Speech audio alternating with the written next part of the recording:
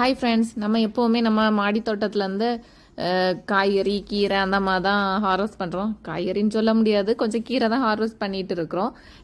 இல்லாமல் அம்மா வீட்டுக்கு போனால் அங்கே இருக்கிற பூச்செடியிலேருந்து பூ பறித்து அந்த மாதிரி வீடியோ போட்டிருப்போம். இந்த வாட்டி நம்ம வீட்டிலேயே வந்து கொஞ்சம் பூ பூத்துருக்கு.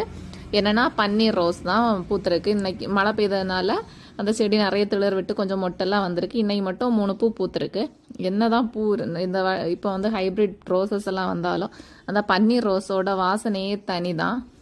அது மட்டும் இல்லாமல் நம்ம இருவாச்சிலையுமே 2 பூ பூத்துருக்கு. இனி அதெல்லாம் கட் பண்ணி விட்டால் இன்னும் நிறைய பூ வரும், நிறைய திளர் வந்து மொட்டு வந்து பூ வரும்.